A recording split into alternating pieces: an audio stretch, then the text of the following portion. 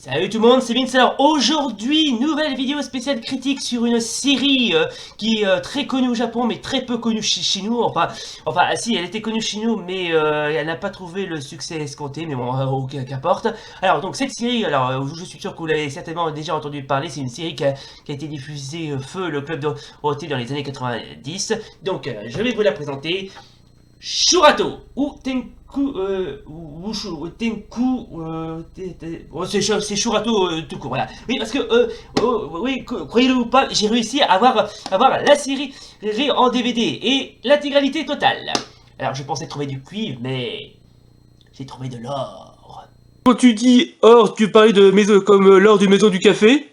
Non, pas de café, de l'or. Juste, mais quand je dis or, c'est or pur. Ah d'accord. Non parce que excuse-moi, quand j'ai entendu trouver de l'or, ça me fait penser à l'or comme la publicité l'or de maison du café. Qu'il est drôle. Mais tu peux fermer ta gueule, s'il te plaît, hein? Il faut bien comprendre que cette série, qui, assez qui est assez populaire, est en quelque sorte un sosie de Senseiya, ou les Chevaliers du Zodiac. Alors, c'est quasiment le même thème que les Chevaliers du Zodiac, sauf que contrairement à Senseiya ou les Chevaliers du Zodiac, ou ça dépend comment on l'appelle, c'est une série qui est basée sur la mythologie grecque et nordique, si on compte sur l'épisode Asgard, mais sur Shurato, c'est une série qui est basée sur la mythologie indo-bouddhiste. Alors donc pour ça, je me suis servi du petit livret. Alors le petit, oui parce qu'il y a un livret, donc voici donc le livret. Alors, alors il y a pas mal de trucs qui sont vraiment pas mal. C'est bien, c'est sympa, franchement c'est vachement bien illustré, c'est vachement bien sympa. Ouais, c'est assez éducatif en même temps, si je puis dire. Ensuite, les Ashibushu. Voilà, non, Ashibushu. Donc, en traduction, les 8 braves. Voilà. Les Ashibushu sont un groupe de 8 êtres mystiques. On les retrouve pour la première fois dans les récits hindouistes. La légende veut qu'ils soient convertis au bouddhisme après avoir rencontré Bouddha. Ils sont devenus les gardiens de son pouvoir. Lorsque le bouddhisme a fait son apparition au Japon, la légende des Ashibushu s'est répandue dans le folklore japonais. Très bien. Très bien. Ensuite, nous avons le mandala. La méditation du mandala, proprement dit, consiste en une visualisation très vive et détaillée d'une divinité. Très bien. Ensuite, nous avons Marishiten. Selon la légende, Marishiten est une déesse d'une exceptionnelle puissance. En Chine, elle est la reine du ciel et de la lumière, considérée comme la mère de l'étoile polaire. Marishi est une étoile appartenant aux 7 Pléiades. Invisible, elle est la plus transparente et donne la plus puissante. Non, en gros, c'est une déesse extrêmement puissante. Au Tibet, elle est considérée comme la Shakti ou puissance active complémentaire du dieu Samvara. Ok. Alors, la Shakti, dans la série, les Shakti sont les. Ah oui, il y a aussi les Shakti. Oui, parce que les héros, les armures des héros se nomment la Shakti. Voilà. Dans la série, les Shakti sont les armures divines permettant aux guerriers de canaliser leur sommeil et ainsi révéler leur véritable force. Dans la culture hindouiste et bouddhiste, le terme Shakti signifie puissance. Ok. Alors, il y a aussi d'autres trucs. Ah oui, le fameux Tenkuken, ou le monde de l'affaire céleste, là où se trouve le monde de l'intrigue. Et le monde des humains sont étroitement liés. Les événements qui se déroulent dans le monde céleste ont des répercussions dans le monde des humains. Voilà.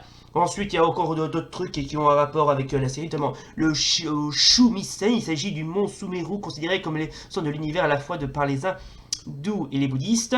Le Soma, qui dans la série est l'énergie vitale dans laquelle les guerriers Deva et Asura puissent leur puissance. Et enfin, les Vedas, dans la série, les Vedas sont la forme neutre des armures divines. Elles prennent la forme de différents animaux totems, en vrai, ça aussi on en parlera, qui constituent l'environnement du Tenkukai. Voilà. C'est passionnant. Au début de l'histoire, cela parle de Shurato Hidaka, un jeune étudiant et spécialiste d'arts martiaux qui participe à la finale d'un championnat du monde junior d'arts martiaux. Son adversaire est Nordine, son meilleur ami d'enfance. Durant leur combat, les deux combattants sont transportés dans un autre monde, celui de la sphère céleste, par la déesse Kaïl pour accomplir leur destinée. Shurato est réveillé par un baiser de ciel, une jeune fille qui parcourt le monde en compagnie de son petit animal poilu, je sais pas ce que c'est, mais pas voir, qui s'appelle Moon. Mais ils sont attaqués par surprise par le roi des loups, qui est donc Nordine, l'un des Ashibushu, ou les 8 braves, mais ça on en parlera plus tard. Alors Shurato, ne comprenant pas l'attitude de son ami, finit par revertir son armure et devient le roi des lions. Mais ce n'est que le début d'un long périple pour Shurato qui devra affronter d'innombrables ennemis, notamment celui des Ashura, un clan de démons qui veut s'emparer du Tenkukai, ou la sphère céleste. Voilà, donc c'était donc le résumé de la série. Alors, j'ai pas pu trouver les épisodes, mais bon, c'est pas grave, donc, mais bon, ça aussi on en parlera. Alors, je vais quand même vous expliquer ce que c'est que le principe. Alors, il faut pas oublier que d'abord, ah voilà, comme je viens de vous le dire, c'est en quelque sorte Senseiya version indo-bouddhiste. Ça, je vais vous l'expliquer ça aussi. Alors, enfin, c'est surtout sur le thème de la religion. Au fil du temps, l'hindouisme et le bouddhisme se sont opposés philosophiquement sur plusieurs points, notamment sur l'essence même de l'humanité. On a alors assisté à un jeu de transition entre les divinités. Si Bouddha est toujours resté fidèle à ses préceptes, les membres du Trimurti, Brahma, Vishnu et Shiva, qui sont trois divinités du panthéon hindou, se sont convertis selon les écritures hindouistes et bouddhistes, et l'autre de ces croyances, à chaque transition, les divinités ont intégré de nombreux éléments dans leur terre d'accueil. Voilà. Bref. Alors, puisqu'on parle de personnages, on va quand même s'intéresser au héros principal, c'est-à-dire Shurato, qui est dans une scène où il revêtue son armure, que je trouve vraiment badass, tiens, d'ailleurs.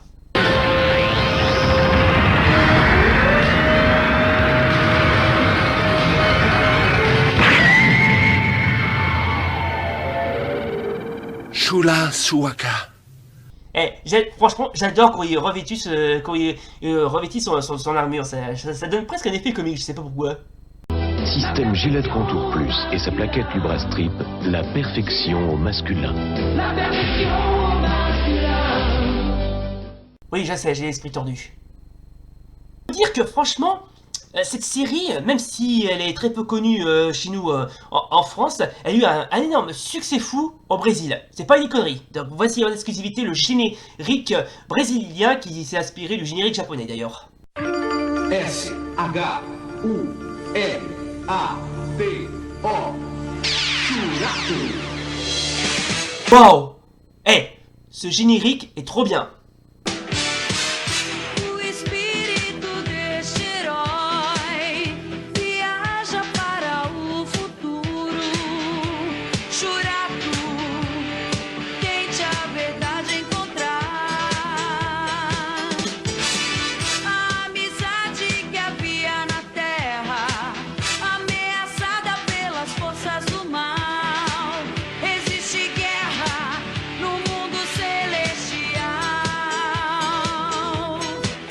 Ce générique est classe. Franchement, il est classe. Moi, je l'aime bien. Beaucoup mieux que le générique français. Oui, parce qu'il y a aussi le générique français qui est chanté par Marina, mais ça aussi, je vais pas vous le faire écouter, étant donné que ce générique, il a beau être bien, mais il a pas de raison d'exister d'ailleurs. Les héros, parlons-en. Alors, ça tombe bien, il y a dans le petit livret, il y a justement la page consacrée au personnage. Alors, on a Shurato, le roi des lions, ou aussi appelé Shurato Hidaka. Shurato a été réincarné dans le monde céleste par la déesse Vishnu, qui arrive dans la VF, gardienne de la paix et de l'harmonie, car le monde céleste est menacé. Ensuite, nous avons Guy, Nordine. Oui, parce que... c'est là pourquoi le perso dans la VS se nomme Nordine. Et en plus, Nordine, c'est un nom rebeu. Je sais pas pourquoi ils l'ont appelé comme ça, mais c'est pas grave. Donc, Guy, le roi Yasha, ou roi des loups, a été réincarné dans le monde céleste en même temps que Shurato. Avant cela, les deux personnes ont été les meilleurs amis du monde. Ils s'entraînaient ensemble au Kempo chinois. Mais après sa réincarnation, Guy a brusquement changé de comportement et il s'est mis à haïr Shurato au point de vouloir le tuer. Ok. Ensuite, nous avons Yuga, le roi Ten, ou Yuga, le roi des tigres. D'ailleurs, c'est mon préféré, celui-là. Et est un homme particulièrement honnête et sincère qui déteste se soumettre. Doté d'une grande sens de responsabilité, c'est lui qui prend souvent la position de meneur et les autres lui font confiance. Ensuite, nous avons... attendez, oui, non, c'est bon. Voilà, excusez-moi, je me suis un petit peu emmêlé. Voilà. Raiga, le roi Karula, ou le roi des phénix.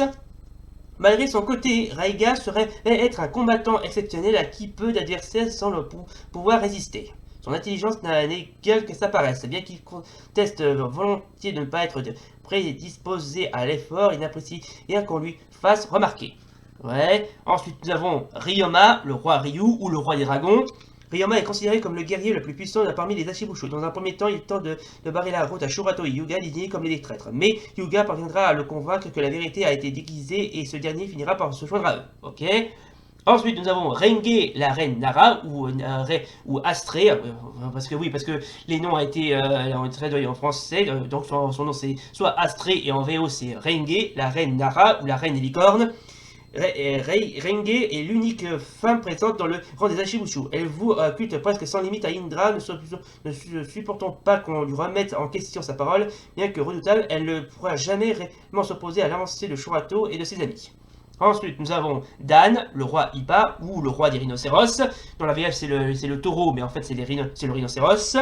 Dan est sincèrement amoureux de la déesse Vishnu, c'est pourquoi l'annonce de la soi-disant trahison de Shurato le met dans une rage folle.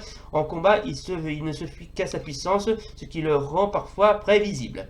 Et enfin, le dernier, Kuya, le roi d'Appa, ou le roi des buffles, et aussi des buffles d'eau.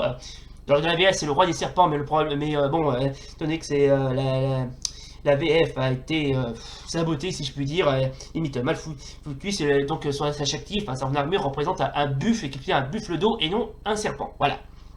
Kuya apparaît comme le plus réfléchi de tous les Ashibushu.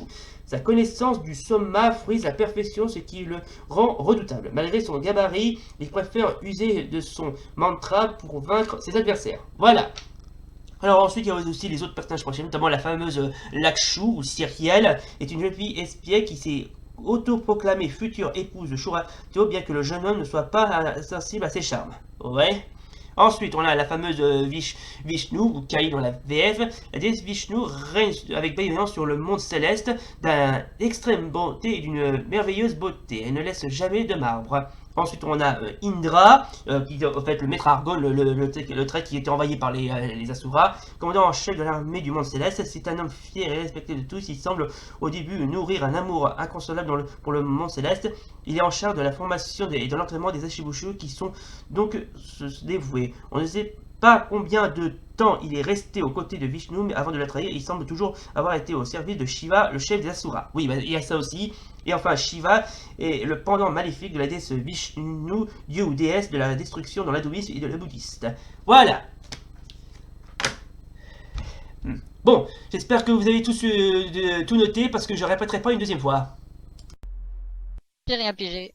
Voilà, donc je propose qu'on s'arrête là. Bon, cette vidéo était vraiment assez spéciale. Voilà, c'était vraiment très spécial. Alors, si bien sûr vous avez envie de voir les épisodes, alors il y en a certains qui sont quasiment, mais assez bien. Ils sont tous aussi bien les uns que les autres. Par contre, il y a aussi les OAV, mais bon, les OAV, j'ai vu quelques-uns, ils sont pas terribles. Franchement, ils sont pas terribles. J'ai moyennement aimé. J'ai plus aimé les épisodes que les OAV. Hein. Alors, donc, si vous voulez voir les épisodes en français, j'essaierai de voir si je peux les trouver et les mettre en bas de la description. Pour l'instant, je n'ai trouvé que quelques-uns. Ou sinon, si vous n'avez pas envie de faire des recherches sur Internet ou sur YouTube ou n'importe quel support, vous pouvez toujours vous procurer le DVD de la série. Alors très sincèrement, il y a des trucs qui sont pas mal. On retrouve enfin pour la première fois une édition unique qui regroupe l'intégralité de la série à la fois en version française d'origine et une version originale titrée français et non censurée. Oui, parce qu'il y a, hormis son exploitation, il y a eu pas mal de censure, voilà. Mais bon, ça va, la série est vraiment pas mal à regarder, je vous le conseille. Voilà donc les gens, donc c'était donc la vidéo critique spéciale critique sur la série Shurato. Si la vidéo vous a plu, n'oubliez pas le pouce bleu et l'abonnement. Ah oui, et si vous avez quelques petites questions par rapport à la série, n'hésitez pas à me poser vous avez des questions, je serai libre à tout commentaire. Voilà, donc c'est la fin de cette vidéo. Si vous a plu, n'oubliez pas le pouce bleu et l'abonnement. Et d'ici là, salut! Oh, et puis tant que j'y pense, j'aimerais dédier ce cadeau exclusif à tous mes fans.